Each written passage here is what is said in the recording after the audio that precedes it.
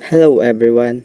Today, we're going to find out how to approximate the area underneath a curve. The method is called a Riemann Sum. Simple idea, fancy name. First, pick 2 points, A and B. That's define a closed interval, AB.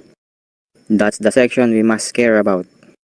Now, slice the section into unequal pieces called subintervals. Each species has the same width, delta x. Delta x equal b minus a divided by n. For example, a is 0, b is 2, and n is 4. Delta x equal 2 minus 0 plus 4 equal 0.5. Each species is 0.5 width. For each slice, 0.5 unit width. And now, we have everything we need to build our rectangle. The more slices we use, the closer we get into exact under the curve. That's the big ideal behind Riemann Sum: divide, approximate, and refine. Now we need boundary points. These are called grid points. Tick marks along the x-axis showing where each subinterval starts and ends. Rule 1. X sub 0 equals a. The very first grid point is just the left endpoint. Rule 2. X sub n equals b. The last one is the right endpoint.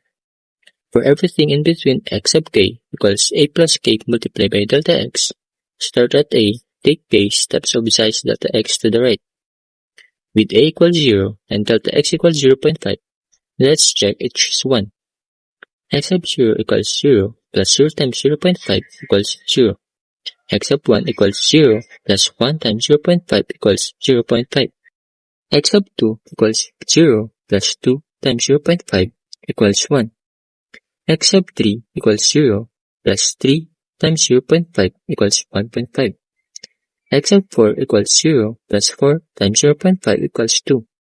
5 grid points creates 4 subintervals, the gaps between each pair of consecutive points. These are what we'll use to build our rectangles. For each subinterval, we draw one rectangle. Every rectangle has the same width delta x, but the height depends on the function value at some point inside that slice.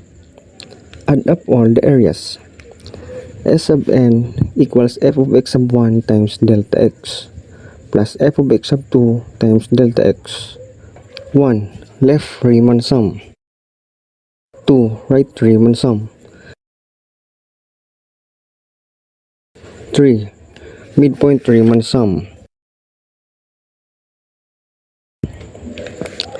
Each gives a slightly different estimate. Approximate the area under fx equal x squared on 0, 2.